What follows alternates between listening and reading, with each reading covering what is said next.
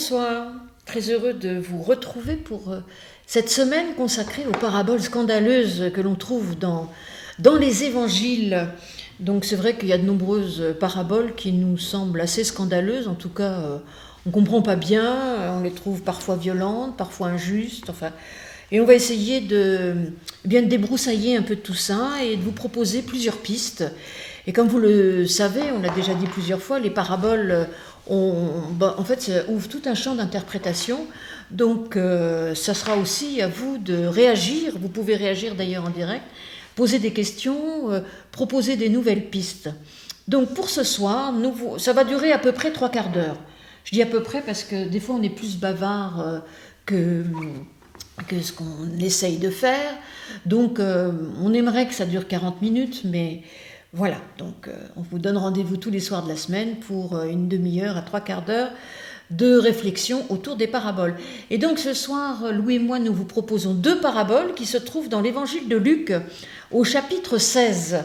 Alors la première parabole se trouve au chapitre 16 et c'est les versets 1 à 9.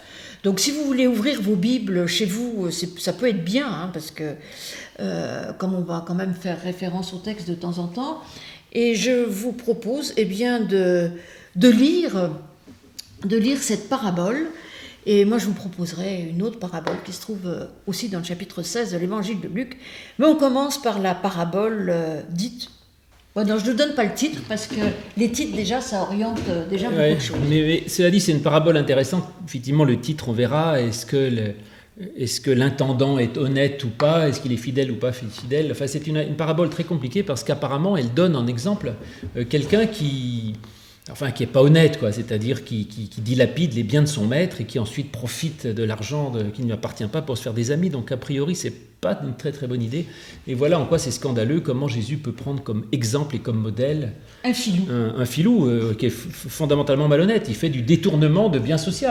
Il détourne de l'argent qui ne lui appartient pas. Donc vous allez voir, c'est une histoire très compliquée. Donc j'ai plusieurs hypothèses pour essayer de régler le problème. Vous allez voir. Donc voici d'abord le récit tel qu'il nous est donné dans Luc, effectivement, au chapitre 16.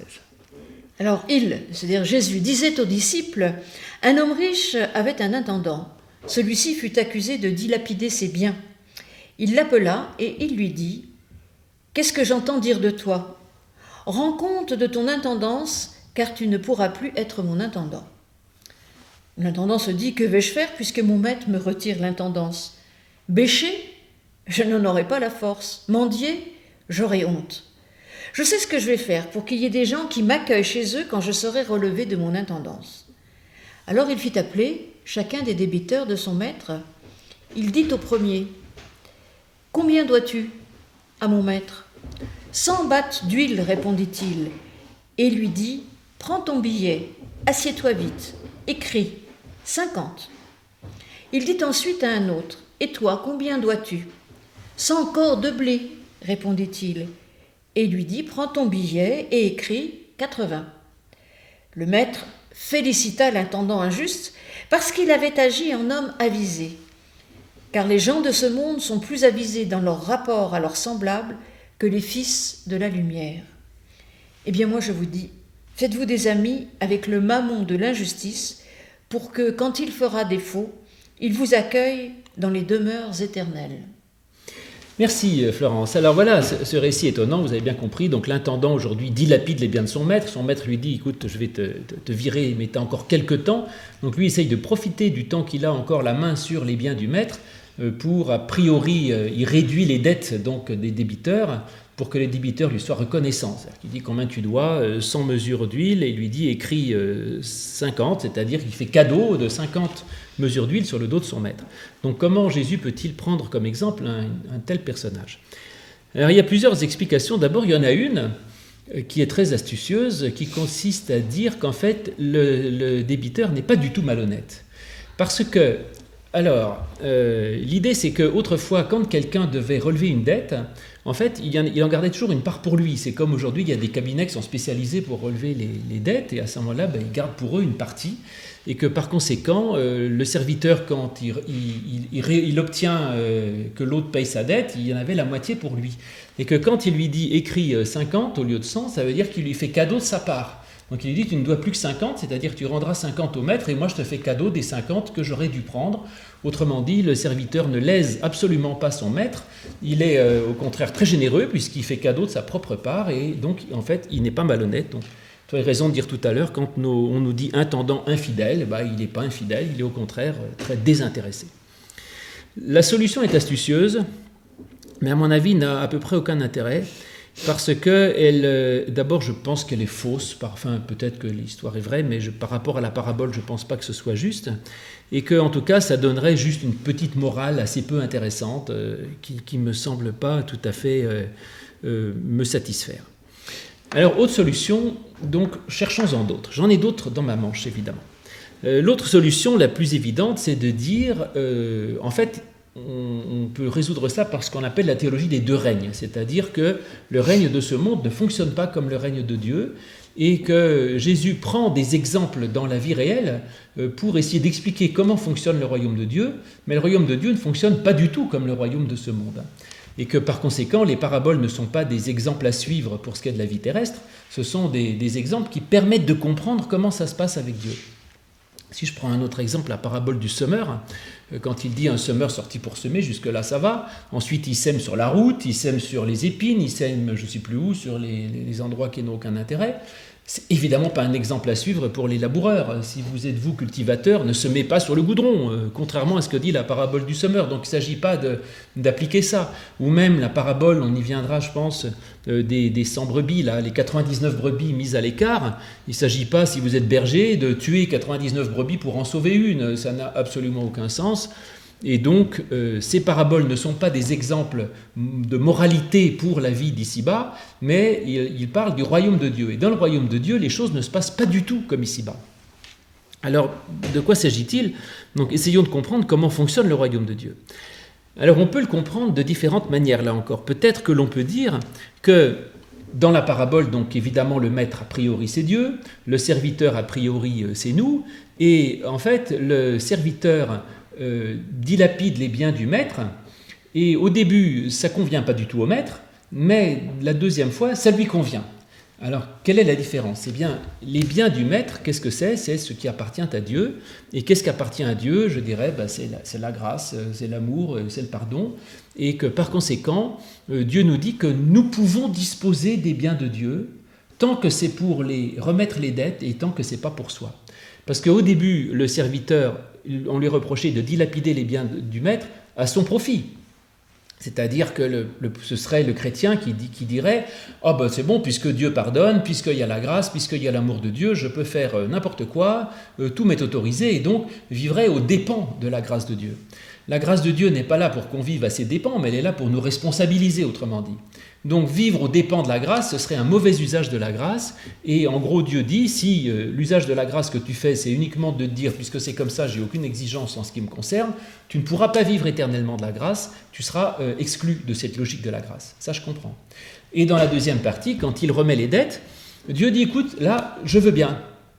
C'est-à-dire, tu as le droit de remettre les dettes au nom de Dieu. Ça, on l'avait déjà vu, tu as parlé dimanche d'ailleurs à ce sujet dans ton sermon de Pentecôte, là, où justement les disciples dans l'évangile de Jean, dans la chambre haute, Jésus dit, ceux à qui vous remettront, il sera remis. C'est-à-dire que Dieu nous donne l'autorisation de remettre en son nom. Donc, j'ai le droit, moi, de dire le pardon de Dieu, et j'ai le droit de dire Dieu te pardonne, j'ai le droit de dire Dieu vous donne la grâce. Et toi, tu pourrais me dire, mais la grâce, c'est pas la tienne, c'est celle de Dieu, tu parles au nom de Dieu, comment le fais-tu ? Eh bien, tu peux le faire. Le serviteur donne la grâce de Dieu, ça ne lui appartient pas, mais tant que c'est pour les autres, pour remettre des dettes, c'est-à-dire pour pardonner, puisque le mot de dette, c'est le mot qu'il y a dans le Notre Père pour parler du pardon, et donc tant que c'est pour pardonner, pour remettre des dettes, pour faire grâce, eh bien Dieu nous autorise à faire grâce en son nom. Alors, ça c'est intéressant. Maintenant, on peut encore trouver une autre solution si cela ne vous convient pas, mais même si elle vous convient, vous pouvez quand même prendre une autre solution, parce que d'abord peut-être que tu en as encore d'autres à proposer quand j'aurai fini mon exposé, mais une parabole n'a jamais une seule explication, si vous voulez. C'est pas, une parabole n'est pas faite pour remplacer une explication, sinon Jésus n'avait qu'à nous donner l'explication toute seule. Une parabole, c'est fait pour nous faire réfléchir, et donc il y a plein de réflexions et d'explications possibles. L'explication que j'ai, c'est un autre sens, c'est de dire, alors admettons, le serviteur est un gredin, il est malhonnête, il se fait des amis sur le dos de son maître, enfin c'est très mal. Mais ce qui est intéressant, c'est ce que dit le maître. Au verset 8, le maître loua l'intendant infidèle de ce qu'il avait agi en homme prudent. C'est-à-dire, on ne dit pas que le maître a loué l'intendant d'avoir été infidèle, il loua l'intendant que dans son infidélité, au moins, il a fait preuve d'une qualité qui est celle de prévoir l'avenir. Voilà. C'est-à-dire qu'il a été prévoyant. Et il dit, ce serait pas mal que les enfants de lumière, c'est-à-dire que spirituellement, on se pose autant la question de notre avenir que le font les enfants de ce siècle, c'est-à-dire à propos de notre argent. C'est-à-dire qu'une qualité essentielle, ce serait de se demander où me mène ma vie, si vous voulez. C'est ça la prévoyance ou la prudence. Et que, en fait, malheureusement, beaucoup de nos contemporains et moi-même, on se dit, mais combien toucherais-je de retraite? Est-ce que quand j'aurai 80 ans, j'aurai de quoi payer une éventuelle assurance dépendance, en je ne sais quoi? Donc on se pose plein de questions sur l'avenir, mais quant à votre salut éternel, alors là, tout le monde s'en fiche, personne ne s'en préoccupe, on se dit, on verra bien, Dieu nous sauvera. Eh bien, dit la parabole, ce serait pas mal que les enfants de lumière se demandent un peu où leur mène leur vie. Où leur mène leur vie, c'est-à-dire finalement tout ça, pourquoi, pour aller où, pour faire quoi, et ça vous mène à quoi. Et que ça, c'est une excellente question. Et donc, l'intendant a été malhonnête, mais il a fait preuve d'une qualité absolument essentielle, c'est-à-dire d'anticiper et de ne pas vivre au jour le jour, mais de voir où est-ce que cela le menait. Et puis, enfin, autre chose importante, c'est qu'est-ce qu'il a eu comme finesse, cet intendant infidèle? Eh bien, il a été astucieux parce qu'il a su, en fait, se faire des amis par les richesses injustes. C'est ça que dit le texte très exactement. Donc là, dans la version, tu as dit les mammons de l'injustice, parce que Mammon, c'était le dieu de l'argent. Et donc, il se fait des amis par les richesses injustes. Les richesses injustes, c'est des richesses matérielles, on pourrait dire, que nous ne méritons pas. Alors, qu'est-ce qui est injuste? Dans la Bible, juste, ça veut dire qu'il n'a rien à voir avec Dieu, en fait. Ça ne veut pas dire voler, forcément, mais juste, ce qui est fidèle à Dieu, et injuste, ça n'a rien à voir. En fait, nous avons plein de richesses injustes. Parce qu'aujourd'hui, est-ce que vous méritez d'être en bonne santé? Réponse non. Il y a des gens qui sont nés handicapés, qui sont malades, etc. Est-ce que vous méritez d'avoir à manger tous les jours et d'être obligé de vous préoccuper de ne pas trop grossir, alors qu'il y a les 3/4 de l'humanité qui crèvent de faim? Non, ce n'est pas votre mérite. C'est donc totalement injuste. Et je pourrais continuer en disant, pratiquement tout ce que nous avons est fondamentalement une richesse injuste, c'est-à-dire que nous ne l'avons pas mérité. Et même quand je voyais mes petits élèves polytechniciens qui disent « Mais quand même, moi si je gagne bien ma vie, c'est parce que j'ai beaucoup travaillé. » Je dis « Oui, mais tu as quand même eu, toi, la chance, je dirais, d'être intelligent et travailleur pour réussir, certes, à travailler, mais tu aurais pu être bête et en plus paresseux. Tu n'aurais jamais réussi le concours et tu serais là à gratter, je dirais, les ordures plutôt que d'être ingénieur. Donc tu ne mérites pas d'être né dans une famille qui te pousse à faire des études, tu ne mérites pas d'être né intelligent alors que d'autres naissent totalement idiots, et tu ne mérites pas d'être né travailleur alors que d'autres sont fondamentalement paresseux. Ils ont beau essayer de s'en culpabiliser, ça ne change rien. Donc même ce que nous gagnons par a priori notre mérite est injuste. Donc toutes nos richesses sont injustes. Et la parabole dit, bon, puisque tout est injuste, ok, qu'est-ce qu'on peut faire de mieux? C'est se faire des amis. C'est-à-dire transformer la richesse matérielle en amour, parce que l'amitié, c'est l'amour, en fait, c'est-à-dire en valeur de relation, en valeur d'amitié, en valeur de confiance, en valeur de reconnaissance. Et ça, c'est quand même quelque chose d'extraordinairement astucieux, d'arriver à se dire, la chose la plus précieuse de ma vie, c'est pas ce que je possède, parce que demain, je ne le posséderai pas. Le plus précieux de ma vie, c'est l'amitié. C'est la relation, c'est la reconnaissance, c'est la fidélité, c'est l'amour de l'autre, c'est tout ça. Et l'intendant, il a eu cette intelligence extraordinaire de faire cela, et Dieu nous dit, ça c'est la vraie voie. Donc toutes vos richesses, je m'en fiche, la seule valeur c'est l'amitié. Et donc voilà ce que l'on peut faire, effectivement, dans cette parabole, les quelques pistes possibles pour arriver à justifier, je dirais, cet exemple, en disant qu'évidemment, Dieu ne nous invite pas à être malhonnêtes, ne nous invite pas à voler les autres, ce ne serait pas une bonne idée, mais que néanmoins, qu'est-ce que l'on fait de tout ce que nous avons sans le mériter, et comment est-ce que nous pouvons disposer des grâces de Dieu que nous ne méritons pas non plus, qui sont aussi injustes d'ailleurs, et d'être capable de trouver l'ultime valeur, qui est effectivement les amis. Voilà, donc c'est une parabole pour l'amitié. Voilà quelques pistes. Alors, Oh ben c'est bien, hein, 10 minutes, hein, je vais essayer de faire aussi bien. Hein, parabole express, une parabole compliquée. express, oui, l'amitié. Bon, c'est bien, moi j'aime bien tout ce que tu as dit, je suis d'accord, il n'y a pas de problème. Et c'est vrai qu'on parle assez rarement de l'amitié, et je pense qu'au cœur de l'évangile, il y a cette notion d'amitié qui paraît un peu désuète, mais qui est pourtant tellement importante. Quelqu'un nous dit, une parabole n'est pas une fable de La Fontaine. Oui. Ça, c'est très important, effectivement, de comprendre ça, parce qu'une fable de La Fontaine, cherche à illustrer une morale, en fait, c'est ça. Hein. Oui. Et peut-être que le danger d'une explication aussi courte que je fais, c'est qu'on a l'impression, finalement, que j'explique, je réduis la parabole à une morale, ce qui n'est pas le cas. Donc, évidemment, une parabole n'est pas une fable de La Fontaine, il n'y a pas une morale qui serait illustrée par un texte. C'est une parabole qui force à remettre les choses en question, remettre les choses en cause, et donc il n'y a pas de solution définitive.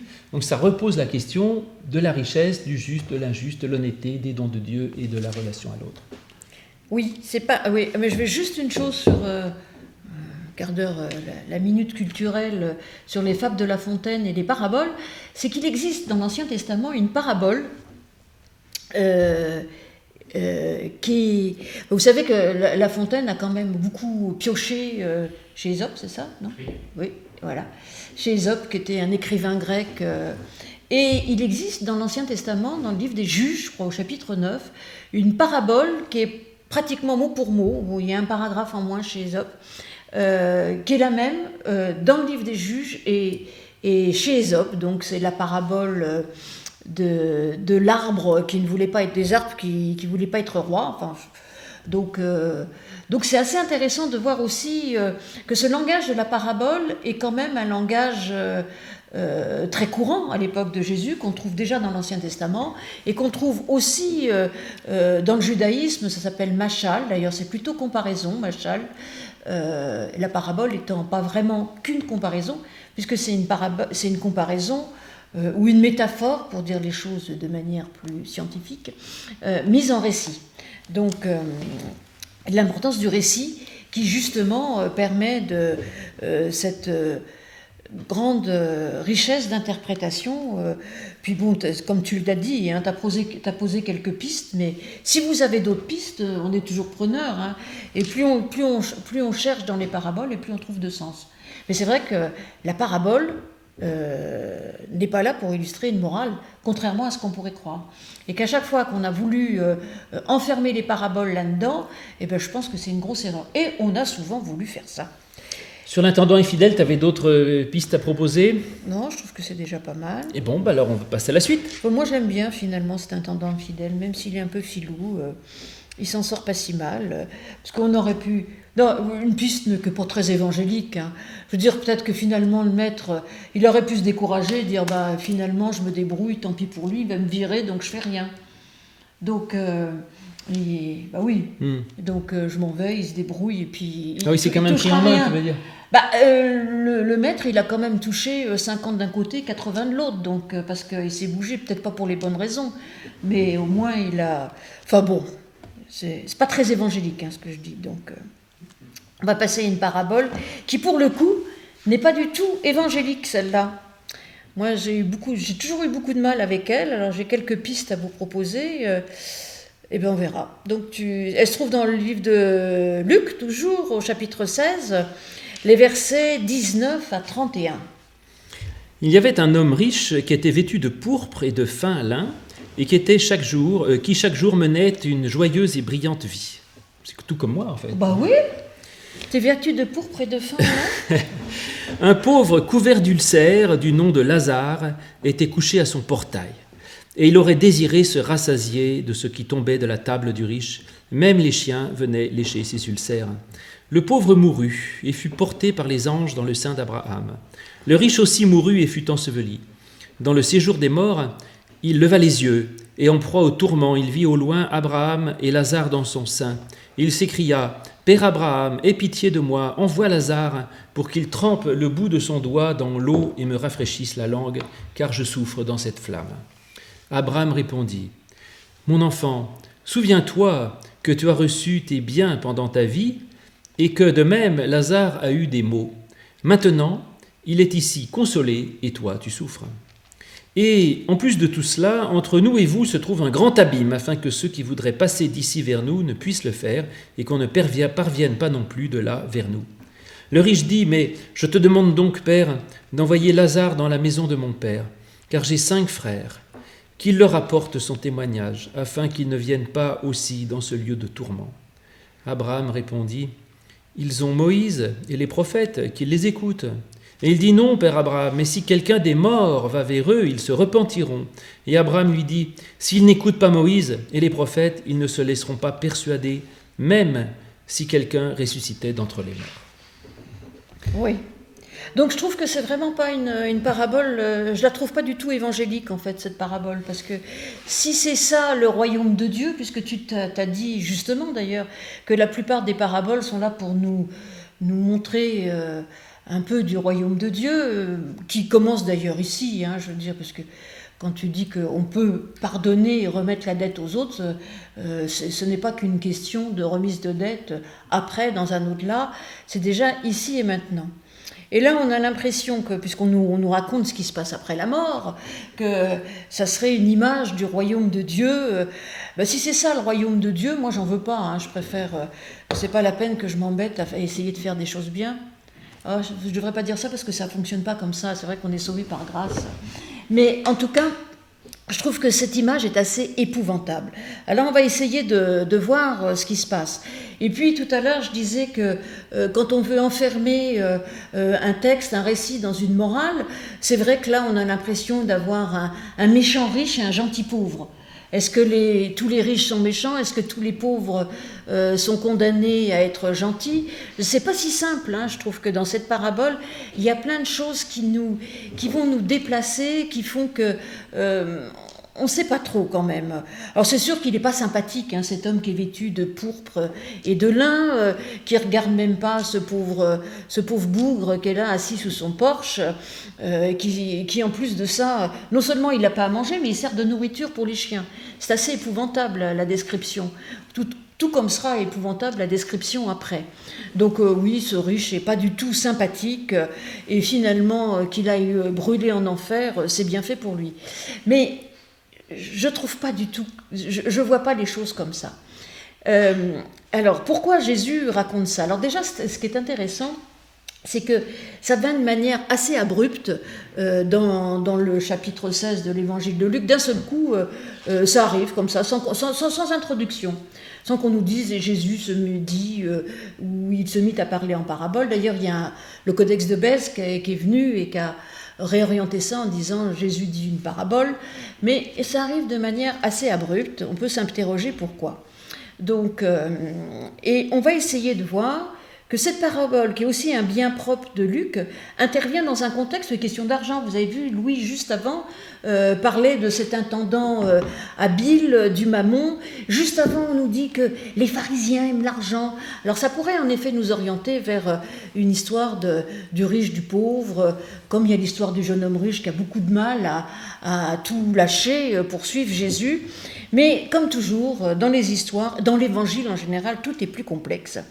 D'abord, il faut voir que cette vision de l'au-delà, en réalité, elle s'inscrit dans une vision de la culture orientale de l'époque, tout à fait classique. On retrouve d'ailleurs un conte égyptien dans un papyrus du 1er siècle qui a de grandes similarités. On va retrouver ça aussi dans la tradition juive, mais ça ne se termine pas tout à fait comme ça. Mais, donc voilà.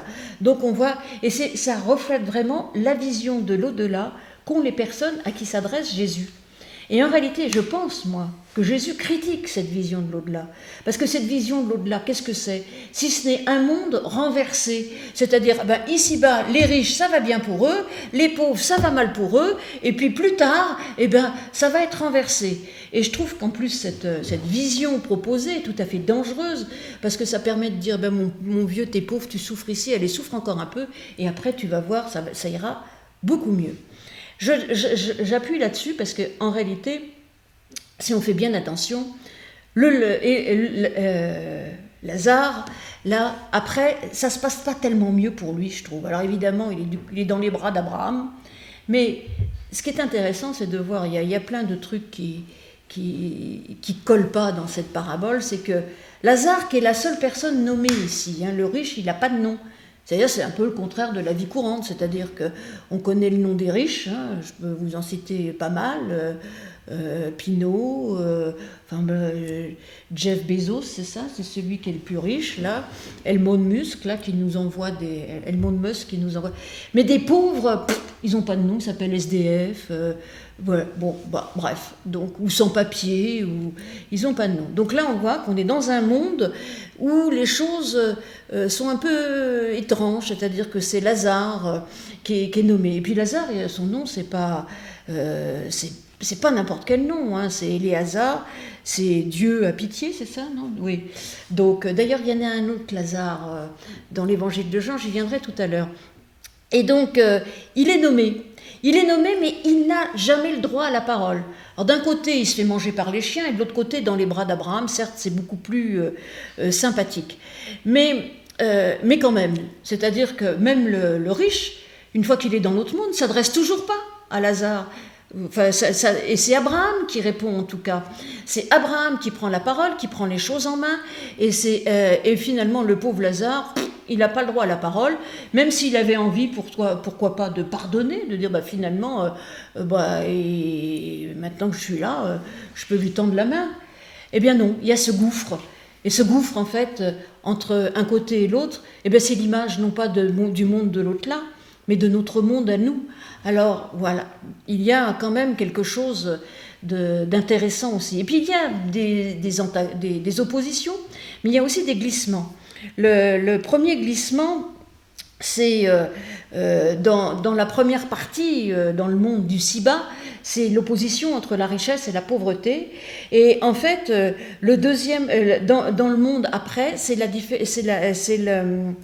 tout à fait autre chose, c'est plus l'opposition entre la richesse et la pauvreté, c'est l'opposition entre la souffrance et la consolation. Et donc là, on voit que l'on glisse, et ce qui nous est proposé, c'est tout à fait autre chose. En fait, ce qui est critiqué, c'est pas tant les richesses, c'est ce qu'on fait de nos richesses. Parce qu'on peut très bien être riche, et puis faire que ces richesses puissent profiter aux pauvres. Pas forcément en donnant, ou en employant, il y a d'autres paraboles qui nous disent ça, et donc il y a 1000 manières de s'occuper et d'avoir de la compassion pour l'autre. Parce que quand on est dans l'autre monde, c'est bien un problème de compassion, et non plus de richesse et de pauvreté. Et donc voilà, donc on est de l'autre côté. Et puis finalement, il y a aussi un renversement, un glissement. C'est-à-dire que ce riche qui n'était pas du tout sympathique, au départ, qui s'intéressait qu'à lui-même, d'ailleurs on ne sait pas s'il a des frères et sœurs à ce moment-là, d'un seul coup il se souvient qu'il a des frères. Il ne demande rien pour lui à la limite. Au début, une fois qu'il a compris qu'il ne pouvait même pas avoir une goutte d'eau, il demande pour ses frères. Parce qu'il n'a pas du tout envie que ses frères arrivent là où il est. Et Abraham l'envoie balader, ce que je trouve évidemment pas très évangélique non plus. Mais finalement, Abraham, il représente l'ancienne alliance. Donc une alliance où finalement on n'est pas forcément sous le regard de la grâce, mais on est encore sous le regard de la loi. C'est un peu plus complexe parce que quand Abraham répond, il parle de la loi et des prophètes. Et je pense que autant la loi peut être quelque chose d'assez mortifère, mais les prophètes, et si on lit bien les prophètes de l'Ancien Testament, nous invitent aussi à la compassion et nous invitent à l'amour, et dans les prophètes on trouve aussi bien des images de l'amour de Dieu pour les humains. Donc en fait, il renvoie le riche et lui dit, mais de toute façon ils ont tout ce qu'il faut. Il nous dit, vous avez tout ce qu'il faut pour comprendre comment vous comporter, pour comprendre que Dieu vous aime, qu'il y a la grâce de Dieu et que vous avez cette loi. Finalement, la loi est prophète et elle se résume dans ces 2 commandements d'amour. D'ailleurs, il y a ce mot « écoute » qui revient plusieurs fois. Écoute, se mettre à l'écoute de Dieu. On est invité à se mettre à l'écoute de Dieu, et ça renvoie évidemment au cœur de la foi juive. Écoute Israël, le Seigneur Dieu est un Seigneur un, et qui va être repris dans les évangiles, particulièrement de cette manière, avec le écoute en premier dans l'évangile de Marc, quand Jésus donne le double commandement d'amour, aimer Dieu et son prochain. Et puis, à la fin, Abraham dit quelque chose de tout à fait juste finalement. Il dit, même si quelqu'un revenait d'entre les morts, il ne croirait pas, il n'écouterait pas. Et ça fait référence à 2 choses. Déjà, c'est quand même un Lazare qui a été le premier ramené à la vie par Jésus. Et si vous voyez, c'est dans l'évangile de Jean, ça ne se passe pas très bien pour Jésus après. Parce que Jésus a beau le ramener à la vie, eh bien on a envie de le faire mourir. Et puis, évidemment, que ça annonce, et c'est peut-être qu'en cela, c'est une parabole qui annonce en quelque sorte le royaume, un royaume où finalement, eh bien, on n'est pas séparés comme ça, un au-delà où il n'y a pas de séparation, mais un royaume qui nous dit que la résurrection, c'est la vie qui va vaincre la mort, et c'est la résurrection du Christ qui nous est arrivée, qui nous est annoncée, là même, au cœur de ce petit bout d'évangile qu'est cette parabole. Donc vous voyez, il y a plein de choses. Tu as certainement peut-être quelque chose à rajouter, et donc méfiez-vous quand même sur les oppositions, regardez les glissements, regardez tout ce qui se passe, tout ce qui se joue à l'intérieur, et puis quand vous êtes choqué, eh ben, accrochez-vous, lisez un peu plus, mais on peut garder quand même cette idée de rester choqué par certaines choses, y compris qui sont dans la Bible. Elles sont peut-être là d'ailleurs pour nous choquer. Bien, alors j'admire ta capacité d'expliquer cette parabole parce que tu sais que tous les 3 ans, donc on les fait pour l'école biblique avec les enfants, et chaque fois mon grand plaisir c'est de le faire avec les enfants et de leur dire écoutez, je n'ai aucune explication. C'est-à-dire cette parabole va tout à fait à l'encontre de l'image que nous avons de l'au-delà, c'est-à-dire il y a un paradis, un enfer avec des peines éternelles, des châtiments, des diables qui vous brûlent et tout ça, et donc c'est absolument pas ce qu'on croit, il n'y a pas de grâce. Donc je ne comprends rien à cette parabole, je ne vois absolument pas ce que ça veut dire, et donc notre grand jeu c'est de dire aux enfants, écoutez, il y a une parabole mais on ne comprend pas, vous demanderez à vos parents, parce que je trouve que c'est très bien de dire de temps en temps qu'il y a des textes qu'on ne comprend pas et qu'on n'a pas forcément d'explication à tout. Donc grâce à toi, j'ai compris certaines choses et c'est très, très bien. Il y a une lecture qui aurait pu expliquer mais que je rejette personnellement parce que je la trouve peu intéressante, qui peut être faite sur beaucoup de paraboles, qui serait une lecture historique, c'est-à-dire de dire ça parle du lien entre l'évangile, tu sais, qui arrive aux juifs et aux païens. Oui. Et qu'effectivement, du coup, le riche serait l'image du juif bien établi dans le peuple élu et qui donc vit avec tout bien comme il faut, adoré par Dieu, et le pauvre serait l'image du païen, qui mange les miettes qui tombent de la table du juif parce qu'il est rejeté et méprisé. Mais il ne peut même pas les manger, c'est les chiens qui mangent les miettes. Parce que là, il est bouffé par les chiens. Oui, parce que les chiens, c'est l'image de l'infidélité. Donc effectivement, il est même moins qu'un infidèle. Donc il est méprisé par les juifs qui le traitent comme moins qu'un chien. Comme Jésus disait, les chiens mangent les miettes qui tombent de la table du Seigneur avec la syrophénicienne. Et que finalement, la parabole, c'est pour dire aux juifs, méfiez-vous, parce que si ça se trouve, c'est le païen qui lui sera reçu dans le royaume de Dieu, puis vous allez galérer. Et quant à vos 5 frères et sœurs, c'est-à-dire votre Torah et vos machins, tous les frères de la Torah, en attendant, écoutez déjà ce que dit la Torah, et puis après, vous pourrez peut-être comprendre ce qui se passe. Il faut envoyer quelqu'un qui ressuscite, mais même lui, ils ne l'écouteront pas, donc ça anticipe le fait que les Judéens de l'époque, en tout cas, ils rejetaient le Christ. Alors c'est une lecture possible qui ne m'intéresse pas beaucoup, parce que ce qui se passait il y a 2000 ans est une chose, et ce qui se passe aujourd'hui est une autre, et je n'ai pas envie d'interpréter les paraboles que d'un point de vue historique. Mais par contre, ce qui me plaît dans ce que tu dis, c'est l'idée du renversement. Et effectivement, le renversement qui me semble le plus extraordinaire, c'est que dans le fond, au début, on montre que le riche est antipathique et que le pauvre est sympathique, et le reste de l'histoire prouve le contraire. C'est-à-dire que tu as raison, le riche, c'est lui, il se préoccupe des autres, et il essaye de parler avec Abraham, il a des soucis, il essaye d'intercéder, alors que Lazare est une peau de vache. Enfin, il est content dans son paradis, il n'a rien à faire de qui que ce soit, il ne tend pas une goutte d'eau pour rafraîchir Abraham. Donc finalement, ce pauvre, certes, il est peut-être récompensé, mais il n'a aucune bonté. Et finalement, c'est le riche qui est bon. Et j'aime ce génie de Jésus de brouiller les cartes, c'est-à-dire on a l'impression que c'est le mauvais riche et le bon pauvre, et finalement on arrive à la fin de la parabole, celui qui est bon c'est le riche et le pauvre vaut rien. Ouais. Donc c'est quand même très très amusant, ce renversement est étrange, et j'aime cette façon qu'a Jésus d'empêcher de comprendre trop facilement les paraboles. Donc finalement, quand j'explique aux enfants de l'école biblique que c'est une parabole, c'est finalement assez juste par rapport à la parabole elle-même.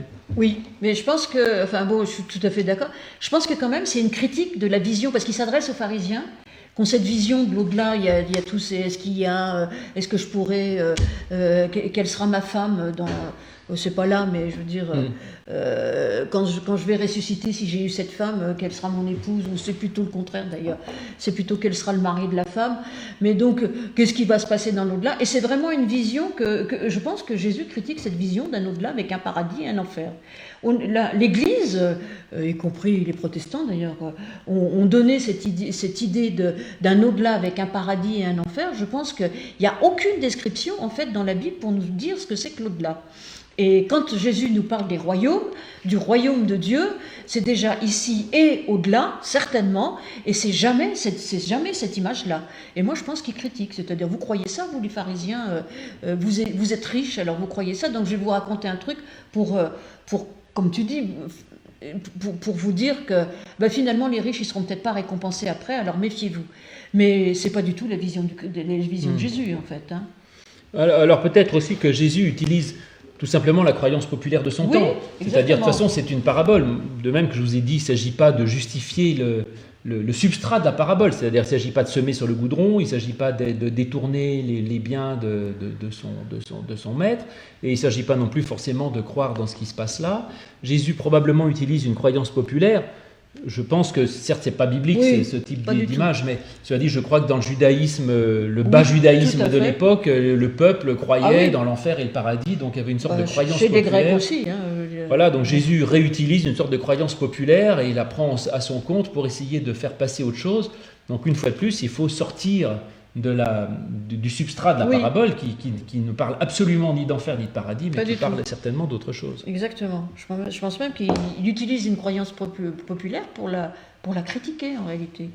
Mais bon, alors, donc on nous dit... Y aurait-il un lien à faire avec la syrophénicienne qui demande d'être acceptée? Bien sûr, c'est ce que je vous ai dit tout à l'heure, puisque au moment de la femme cananéenne ou syrophénicienne, qui est donc une païenne, au début elle est rejetée et finalement Jésus l'accepte. Et parce qu'elle dit, les petits chiens mangent les miettes qui tombent de la table des enfants, donc des juifs, ce qui est exactement la même situation. C'est-à-dire que, c'est encore pire, parce que lui, il est mangé par les chiens. C'est-à-dire que c'est lui Est-ce que ça serait lui les miettes? Je ne sais pas. Mais il y a certainement un lien, avec cette syrophénicienne, où finalement on sait que les chiens, ils ont quand même à manger les miettes. Lui, il n'a même pas les miettes à manger. Et il sert de nourriture, donc on est vraiment dans l'horreur complète. Je ne sais pas, ceci dit, la lecture où on dit que ça serait les juifs, les païens, il s'appelle Lazare quand même, il a un nom profondément juif, donc je ne sais pas trop si... Mais bon, après, chez Luc, les riches sont mal vus. Alors là, c'est pareil, je veux dire, c'est sûr que la richesse dans les évangiles est quand même quelque chose qui peut empêcher de laisser de la place à Dieu, parce que la richesse c'est quelque chose qui nous emplit, qui nous remplit et qui nous invite à chercher encore plus de richesse, et que pour accepter Dieu dans son existence, il faut faire du vide en nous. Mais quand il parle des richesses, ça peut être d'autres richesses, ça peut être aussi une situation, une théologie, enfin ça peut être plein de choses qui nous empêchent. Et c'est vrai que quand on est trop riche, on a du mal à se préoccuper des autres, c'est quelque chose qui empêche. Je crois pas que c'est la richesse qui est pointée, vraiment, c'est qu'est-ce qu'on fait avec nos richesses.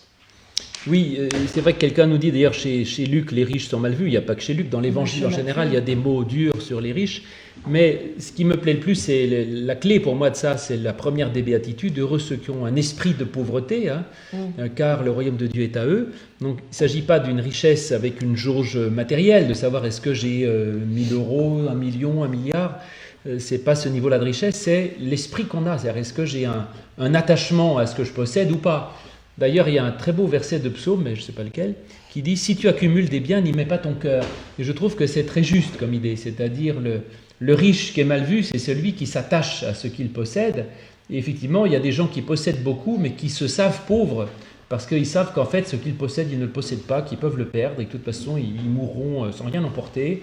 Et que même si on possède beaucoup de biens, on peut se savoir pauvre, affectivement, relationnellement, moralement, dans beaucoup de points. Et que celui qui peut avancer, c'est celui, comme tu le dis très justement, qui fait de la place en lui et qui a une soif de quelque chose, un désir de quelque chose. Rien n'est pire que celui qui croit ne plus rien désirer ou qui n'a plus la place d'accueillir qui que ce soit. Exactement. Puis il y a d'autres paraboles qui viennent un peu rattraper la richesse. Donc, mais ça, on verra ça les autres sortes. De toute façon, dans la Bible, il y a quand même des tensions entre plusieurs textes et il n'y a pas... c'est pour ça que j'ai insisté un peu là-dessus. C'est vrai qu'on peut entendre que le riche, quand même, n'est pas très sympathique et le pauvre. Mais c'est quand même, vous avez vu, plus complexe que ça. Et je pense qu'il faut toujours creuser un peu. C'est un peu facile de dire, de taper tout le temps sur les mêmes. Et c'est pas parce qu'on est riche qu'on est mauvais. C'est certainement plus difficile de s'occuper des autres, mais on peut être aussi un pauvre et un salaud. Hein. Évidemment. Et alors, la parabole la plus amusante qui défend le riche, je dirais, c'est évidemment la parabole des talents. Donc, on aura, comme on fait que les paraboles scandaleuses, je pense qu'on ne va pas l'étudier. Mais la parabole des talents est amusante, puisque là, le bon, c'est le riche, et le mauvais, c'est le pauvre. Voilà. Puisqu'ils reçoivent 1, 2 et 5 talents. C'est celui qui en a 5, qui travaille avec courageusement, et il gagne 5 de plus.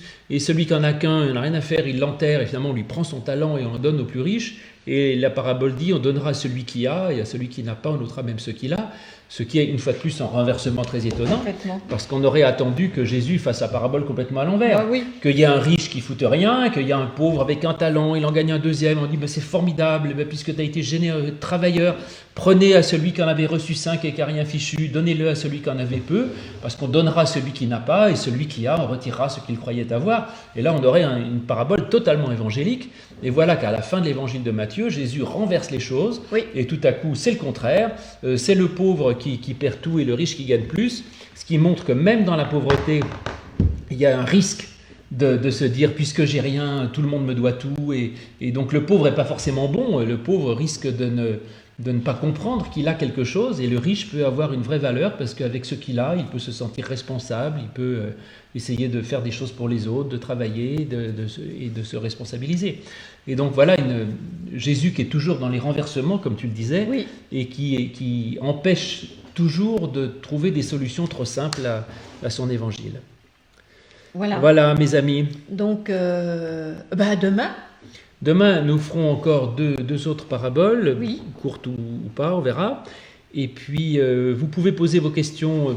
Donc là, il y en a eu quelques-unes, mais c'était assez rapide. Vous pouvez envoyer vos questions par mail, puisque samedi à 18h, nous garderons tout un moment de débat que nous ferons avec vos questions générales sur les paraboles. Les 8 paraboles que nous aurons vues à peu près. Oui. Normalement. Et donc, on fera du débat là-dessus, et puis, ou même s'il y a des questions, on peut aussi éventuellement prendre un petit temps à chaque fois pour en parler. On verra. Ok. Voilà, à demain pour la suite de ce cycle biblique.